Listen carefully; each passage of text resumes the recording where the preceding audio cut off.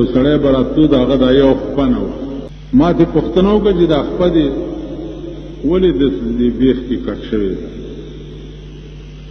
هغه وی کېنه چې دا کیسه درته وکړم. وی زه د اوښانو قافلې به ما چلولې، نو یو اوښ مې ووالو، چې ومې والو نو د دې اوښ ډېره ظالمه کینۍ وی راپسې شو. زه منډې اوښ راپسې او منډې په یوه دیره کې ویل یو سوری قبر و په هغې کې ته ننوتم. چې ننوتم ویل اوښ راغی او دا خړتم یې د دې سوري په خوله کې کېښود.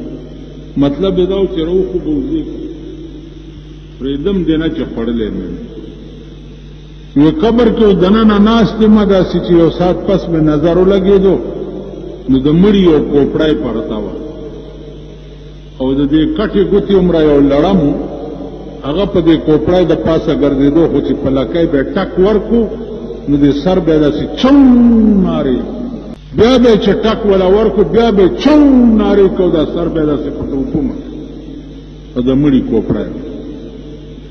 ډېر ساعت تېر شو او دا نظاره لګېدلې چې څه کافي وخت تېر شو، دا لړم د دې سر نه راکوز شو او د لارې طرف ته روان شو. نو دا د اوښ خړتم یې ولیدو، نو د خړتم له یو ټک ورکو، چې ټک یې ورکو نو دا خړتم داسې سونګړاو شو دا اوښ.